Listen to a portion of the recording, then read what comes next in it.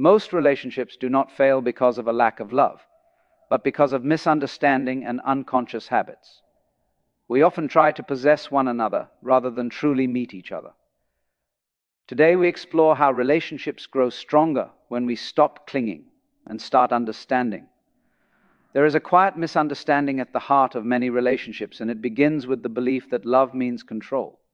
We think that if we truly care for someone, we must guide them, correct them, protect them, even reshape them. But the moment love turns into control, it stops being love and becomes fear wearing a gentle mask.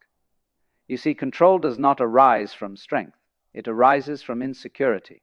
When we try to manage another person's thoughts, actions, or emotions, what we are really saying is, I am afraid of losing you. And fear, no matter how well-intentioned, suffocates connection. Alan Watts often reminded us that life is not something to be gripped tightly. The tighter the grip, the faster it slips away. Relationships work the same way. The more you try to hold someone in place, the more they feel the need to escape.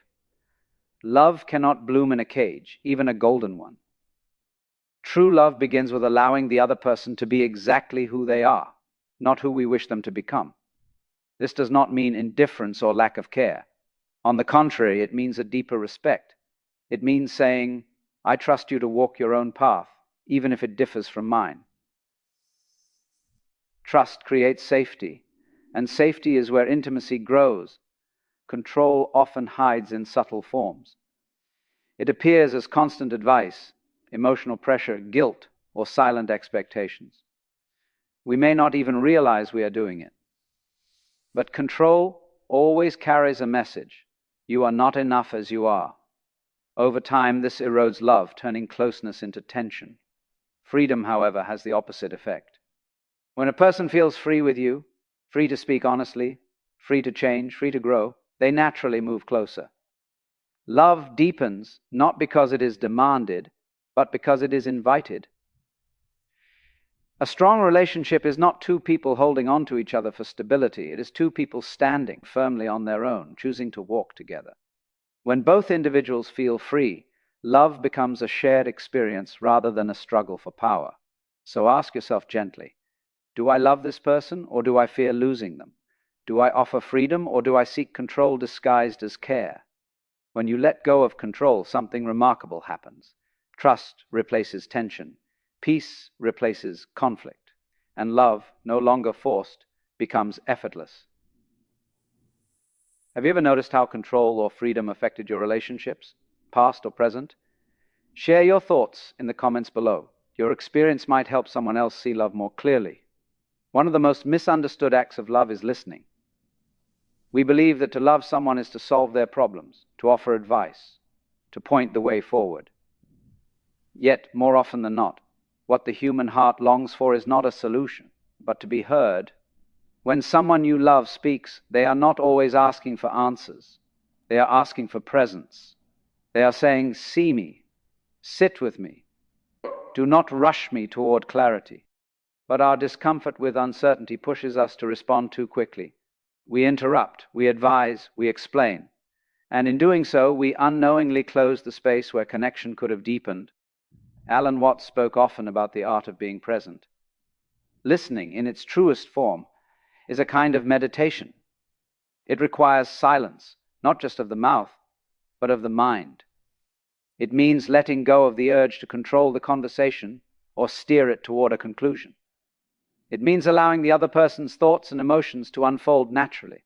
When we listen with the intention to fix, we subtly place ourselves above the other. We say, without words, I know better. This creates distance, even if our intentions are loving. But when we listen without judgment or agenda, something softer emerges. The other person feels safe enough to explore their own truth. Often, clarity arises not from advice, but from being allowed to speak freely. Many people discover their own answers simply by hearing themselves speak in a space of acceptance. Your quiet presence becomes the mirror in which they understand themselves more clearly. True listening is not passive. It is an act of deep respect. It says, your experience matters. It says, I trust your intelligence and your inner wisdom. And this trust strengthens the bond between two people far more than any clever solution ever could. In strong relationships, partners do not rush to rescue each other from discomfort. They understand that growth often requires sitting with uncertainty. By listening without fixing, you allow the other person to grow, not according to your expectations, but according to their own rhythm. So the next time someone you love opens their heart, resist the urge to respond immediately. Breathe, listen. Let silence do its quiet work. You may find that what heals them is not your words, but your presence. Have you ever felt truly heard by someone, or realized you were trying to fix when you should have listened? Share your experience in the comments. Your insight could help others build deeper, more peaceful relationships. One of the quiet fears that lives inside many relationships is the fear of distance. We are taught, often without realizing it, that love must always be close, constant, and uninterrupted. And so when space appears, the mind whispers, something is wrong. But love, like breathing, needs both inhalation and exhalation. To allow space is not to withdraw love, it is to trust it. Space is not absence, it is the ground in which individuality can breathe. When two people cling too tightly, love begins to feel heavy. But when space is welcomed, love becomes light, playful, and alive. Alan Watts often reminded us that the universe itself moves through rhythm, expansion and contraction, coming together and falling apart. Relationships are no different. When we resist this natural rhythm, we create tension. When we honor it, harmony follows. Fear turns space into a threat. It convinces us that distance means rejection, silence means indifference, and independence means loss. But this fear is not love speaking. It is attachment. Attachment demands reassurance. Love offers freedom. When you allow someone space without suspicion or control, you send a powerful message: I trust you. I trust us. This trust becomes the foundation of emotional safety. Paradoxically, people who are given space often return with greater closeness because they do not feel trapped. Space also allows each person to remain whole. No relationship is meant to replace your inner life. When two people abandon their individuality in the name of togetherness, resentment quietly grows. But when each person is allowed to grow separately, the relationship becomes a meeting of two complete beings, not a fusion bore of fear. True intimacy is not measured by constant contact, but by the quality of connection when two people meet again. When space is respected, conversations deepen, presence becomes intentional. Love is no longer taken for granted. Letting go of fear does not mean ignoring your emotions. It means observing them without letting them control your actions. When anxiety arises, notice it gently. Ask yourself whether you are responding from love or from the fear of loss. In relationships grounded in wisdom, space is not something to survive, it is something to celebrate. It reminds us that love is a choice, not a cage. And when two people choose each other freely, again and again, love becomes enduring. How do you feel about space in relationships? Does it strengthen your connection or trigger fear? Share your thoughts in the comments. Your perspective may help someone else see love with clearer eyes. One of the most misunderstood acts of love is listening. We often believe that to love someone means to solve their problems, to offer advice, or to immediately remove their discomfort. Yet, in doing so, we sometimes miss the deeper invitation to simply be present. Many relationships suffer not from a lack of words, but from a lack of true listening. We hear sounds, but we do not hear meaning. We wait for our turn to speak, to correct, to guide, or to defend. And in that waiting, we unknowingly close the door to intimacy. To listen without trying to fix is a quiet form of wisdom. It requires patience and humility. It means allowing another person to express themselves fully, without interruption, without judgment, and without the pressure to arrive at a solution. This kind of listening says, you are allowed to be exactly where you are. Alan Watts often spoke about the illusion of control, the belief that life must always be managed and improved. This illusion enters our relationships when we treat our partner's emotions as problems to be solved rather than experiences to be understood. But feelings are not puzzles. They are movements of life itself. When someone shares their fears, frustrations, or sadness, they are not always asking for answers. Often they are asking for presence. They are asking to be seen. And there is something profoundly healing about being heard without being corrected. Listening without fixing also means letting go of ego. The ego wants to be useful, to appear wise, to feel necessary. But love does not need to prove itself. Love simply sits, attentive and open, allowing the moment to unfold. This kind of listening builds trust. When a person knows they can speak freely without being judged or handled, they relax, they open. Communication becomes honest rather than defensive. Over time, this creates a relationship where both people feel emotionally safe. Ironically, when we stop trying to fix everything, clarity often arises on its own. People discover their own answers when given space to speak. Your quiet attention becomes a mirror in which they can see themselves more clearly. Listening deeply is an act of surrender. It is saying, I don't need to control this moment for it to be meaningful. In that surrender, love becomes gentle rather than forceful, spacious rather than tense. A strong relationship is not built on constant advice, but on mutual understanding. When two people feel heard, they no longer need to shout. When they feel accepted, they no longer need to hide. Have you ever felt truly heard in a relationship or struggled to listen without fixing? Share your experience in the comments. Your reflection might help someone learn the quiet power of listening. One of the quiet fears in every relationship is this: what if you change? And yet, change is the most natural movement of life. Nothing living ever stays the same. Not the clouds, not the seasons, and certainly not human beings. To expect a person to remain exactly as they were when you first met them is to ask life to stop flowing. Many relationships weaken because they are built on fixed images. We fall in love with an idea of someone, who they are, how they behave, how they make us feel, and then we try to preserve that image. But love is not preservation. Love is participation in change. Alan Watts often reminded us that the universe is not a collection of static things, but a process. You are not a finished product, you are an event. So is your partner. When we forget this, we begin to resist growth, our own and theirs.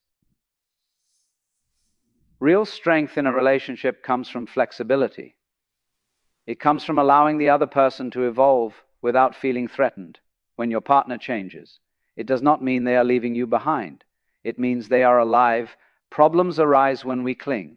We say, you're not the person you used to be, but that is not a failure. It is a fact of living. The deeper question is whether you can meet them again as they are now rather than who they once were. To allow change is to trust life. It means letting go of control and accepting uncertainty. This can feel frightening because the mind wants guarantees. But love does not grow through guarantees. It grows through openness. When both people are free to grow, the relationship itself grows. Conversations deepen. Respect increases. There is space to explore new ideas, new interests, and even new vulnerabilities. Instead of growing apart, you grow together, not by staying the same, but by moving side by side through change. Trying to freeze a relationship at one point in time creates tension. Allowing it to move creates harmony. Just as music depends on change from note to note, love depends on movement from moment to moment. This does know. T mean abandoning commitment. It means redefining it. Commitment is not loyalty to a version of the past. It is devotion to the present. It is choosing, again and again, to meet the person in front of you, even when they surprise you. When you stop demanding sameness, you invite authenticity. And when authenticity is welcomed, love becomes lighter, freer, and far more resilient. Have you experienced change, either in yourself or your partner, that strengthened or challenged your relationship? Share your thoughts in the comments. Your experience could help someone learn how to grow without fear. One of the most subtle mistakes we make in relationships is believing that love means solving the other person's problems. We listen not to understand, but to respond. We hear pain and immediately reach for a solution, as if discomfort was something to be repaired rather than understood. But deep listening is not an act of repair, it is an act of presence. In many relationships, people feel lonely not because they are alone, but because they are unheard. When someone shares their fears, frustrations, or confusion, they are not always asking for answers. Often they are simply asking to be seen. Alan Watts spoke often about the art of awareness, of being fully present without interference. Listening in this sense is meditation shared between two people. You are not preparing advice. You are not judging. You are not fixing. You are simply there. When you try to fix, you unintentionally send a message. Your feelings are a problem. But feelings are not problems. They are signals. They want space, not correction. True listening requires humility. It asks you to set aside your intelligence, your opinions, even your good intentions. This can feel uncomfortable, especially if you take pride in being helpful. But love is not proven by clever solutions. It is proven by patience. A quiet power in saying nothing, just nodding, breathing, and allowing the other person's experience to exist without resistance. In that space, something remarkable happens. People begin to understand themselves. When someone feels deeply heard, their confusion often untangles on its own. They discover clarity not because you gave it to them, but because you allowed it to arise naturally. This is the paradox. By not fixing, you help. Listening without fixing also strengthens trust. Your partner learns that they can bring their whole self to you, messy, uncertain, unfinished, without being corrected or reshaped. This safety becomes the foundation of emotional intimacy. Of course, advice has its place, but wisdom knows when to speak and when to remain silent. The strongest relationships are built not on constant solutions, but on consistent understanding. To listen in this way is to honor the other person's inner intelligence. It is to say, I trust you to find your way. And in that trust, love deepens. Have you ever felt truly listened to, or realized that someone just needed your presence, not your advice? Share your experience in the comments. Your insight might help someone learn the power of simply listening. One of the greatest misunderstandings about love is the belief that closeness must be constant. We assume that if two people truly care for each other, they must always be together, always connected, always available. Yet this belief quietly suffocates the very thing it tries to protect. Love does not grow through control. It grows through freedom. Alan Watts often reminded us that life flows like water. It moves naturally when it is not forced. In the same way, a healthy relationship breathes. It expands and contracts. There are moments of togetherness, and there are moments of solitude. Both are essential. When we fear space, it is rarely about the other person. It is about our own insecurity. We worry that distance means disinterest, that silence means loss. So we cling, we check, we demand reassurance. But love cannot survive under constant surveillance. True intimacy is not built by holding tighter. It is built by trusting deeper. To give someone space is not to push them away. It is to say, I trust you. Trust us. It acknowledges that each person has an inner world that must be explored alone. Growth cannot be shared entirely. Some journeys are meant to be walked in silence. Ironically, space strengthens connection. When two people are allowed to be whole individuals, they come back to each other refreshed, curious, and alive. Absence, when rooted in trust, renews appreciation. Presence becomes meaningful again. Consider how nature works. A tree does not cling to another tree to grow. It reaches into its own soil, stretches toward its own light, and still exists in harmony with the forest. Relationships are the same. Togetherness does not require entanglement. When space is denied, resentment quietly forms. Love turns into obligation. Freedom turns into guilt. But when space is honored, love remains a choice, never a duty. This does not mean emotional withdrawal or neglect. It means allowing your partner to be themselves without constant explanation. It means not panicking when they need time alone. It means understanding that love does not disappear in silence. It often deepens there. When you stop fearing space, you discover something profound. You no longer rely on the relationship to complete you. And paradoxically, this wholeness makes the bond stronger. Love flourishes not when two people cling to each other for security, but when they meet freely, again and again, by choice. How do you feel about space in relationships? Does it strengthen love or create fear for you? Share your thoughts in the comments. Your perspective may help someone see space in a new, healthier way. We often speak of love as if it were something we can have, as though once it is found, it can be owned, secured, and stored away safely. But love is not an object, it is an activity, and the moment we try to possess it, we begin to lose it. Alan Watts gently pointed out that life itself cannot be held. The tighter we grip it, the faster it slips through our fingers. Love follows the same law. It exists only when it is lived, moment by moment. To love someone is not to claim them as mine, but to participate in a living relationship that changes every day. The person you love today is not exactly the same person you loved yesterday. And you too are always changing. Love survives not by freezing time, but by flowing with it. This is why relationships fail when people treat love as a guarantee instead of a responsibility. We assume that once love is declared, effort is no longer required. We stop listening, we stop noticing, we stop choosing. Love fades not because it disappears, but because it is no longer practiced. Real love is not sustained by promises alone. It is sustained by attention. When love becomes possession, fear enters. We fear loss. We fear change. We fear that the other person might grow in a direction we cannot control. And so we resist change, forgetting that growth is the very sign of life. But when love is understood as a practice, fear loosens its grip. You no longer try to secure the future. Instead, you meet the present with care. Love becomes something you do, not something you own.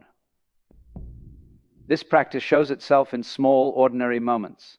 How you speak when you're tired, how you listen when it's inconvenient, how you respond when expectations are not met. Love is revealed not in grand declarations, but in daily awareness. To practice love is to stay curious rather than certain. It is to ask, "Who are you today?" instead of assuming you already know. It is to allow love to remain alive by refusing to turn it into a static idea. And perhaps the deepest truth is this: love does not belong to us. We belong to the experience of loving.